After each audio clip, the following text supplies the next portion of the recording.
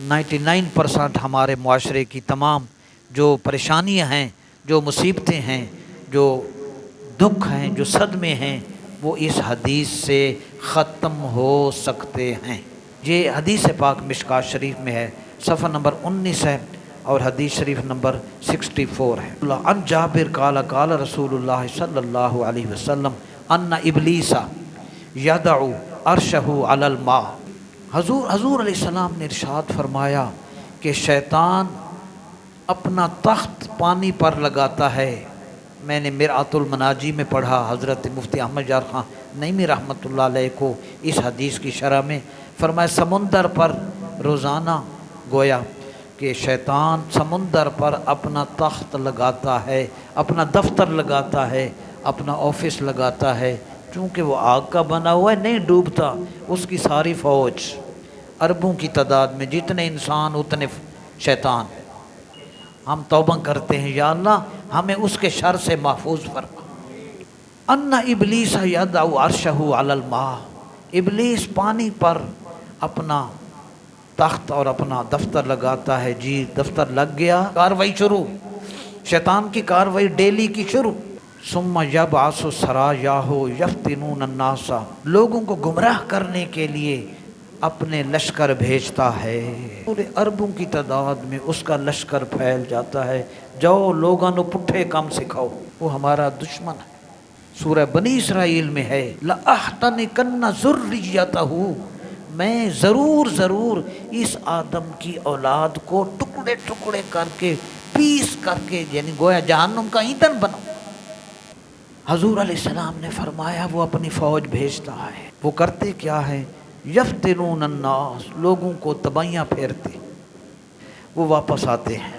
پھر شیطان سب سے پوچھتا ہے تو کی کیتا، سب کی کارگزاری سنتا ہے شیطان کہ پوری دنیا تے پھیل کے اس نے یہ کیا، سب کو جانتا ہے، جو ہے جیسے آپ دفتر والوں کو جانتے ہیں۔ اپنا مفتی احمد یار خان نعیمی علیہ رحمہ نے فرمایا کہ حضور جو بیان کر رہے ہیں گویا حضور اس کی کارکردگی کو دیکھ رہے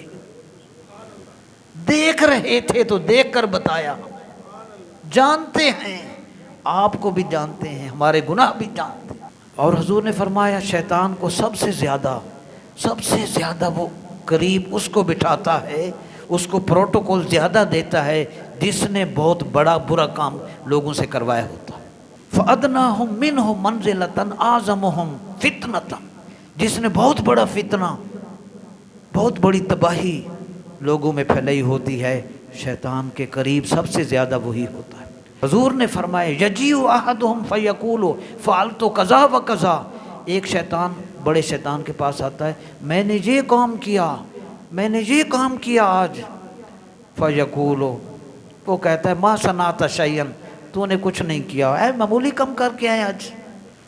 یہ 90% آج ہمارے مسائل ختم ہو سکتے ہیں اگر ہم دل سے یہ حدیث سنیں۔ ما صنعت شیئا، کچھ نہیں کیتا، جا پرا ہو جا۔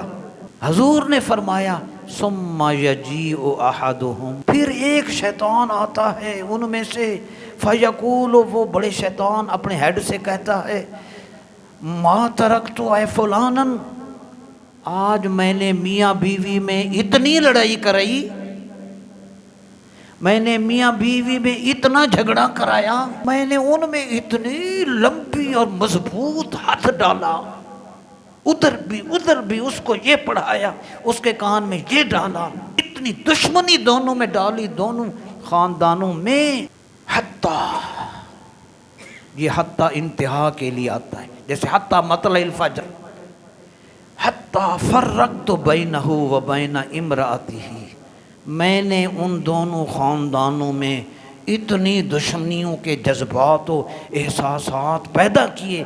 یہ لکھا ہوا ہے، یہ یہی لکھا ہے اسی حدیث کے اوپر کہ حضور نے فرمایا شیطان انسان کے خون میں دوڑ جاتا ہے، خون کے اندر سرایت کر جاتا ہے۔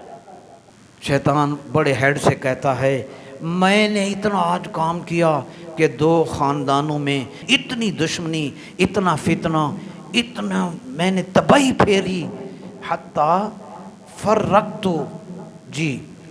فرقت بینہ و بین امرأتہ، کہ آج میں نے میاں بیوی کے درمیان جدائی ڈال دی ہے، علیحدگی کر دی ہے، ان میں طلاق ہو گئی ہے، وہ خلا لے کے وہ ادھر گئی وہ ادھر گیا، دونوں الگ ہو گئے۔ آج ہزاروں طلاق کے واقع ہو رہی ہیں۔ جب وہ یہ خوشخبری سناتا ہے شیطان کو، آگے میرے نبی کریم نے ارشاد فرمایا فَيُدْنِيهِ مِنْهُ وَيَقُولُ نِعْمَ أَنْتَ، اس کو ادھر قریب آ جا، قریب آ جا، قریب آ جا۔ وہ شیطان قریب بلاتا ہے کروڑوں اربوں میں اس ایک کو جس نے میاں بیوی میں لڑائی جھگڑا طلاق کی صورت پیدا کی ہوتی ہے، اس کو اپنے قریب بلاتا ہے اور بڑا شیطان اس کو کہتا ہے نعم انت، کتنا اچھا کام تو نے آج کیا ہے، تو نے کتنا اچھا کام کیا۔ قال الاعمش اراہ قال فیلتزمہ، رواہ مسلم۔ یہ دوسرے راوی ہیں، یہ کہتے ہیں کہ میں نے سنا کہ وہ اس شیطان، چھوٹے شیطان کو اپنے ساتھ ایسے نہ ملا لیتا ہے، آجا میرے سینے نہ لگ جا، آج تم ٹھنڈ پا دیتی ہے۔ یہ ہے اس بدبخت کا کردار اور ہم اس کا بنے ہیں شکار۔ اللہ سے پناہ مانگیں، آئندہ سے اپنے گھروں میں لڑائیاں بند کر دیں۔ بچیوں کو سمجھاؤ خامند کیا ہوتا ہے، خامند کو سمجھاؤ بیوی کیا ہوتی ہے۔ قرآن نے فرمایا ہن لباس لکم وانتم لباس لہن، عورتیں مردوں کے لیے لباس ہیں اور مرد عورتوں کے لیے لباس ہیں۔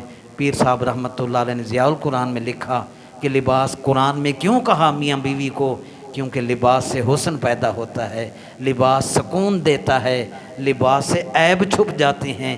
تو میاں بیوی دونوں ایک دوسرے کے لیے جب ایسے بن جائیں گے تو وہ گھر دنیا میں جنت بن جائے گا۔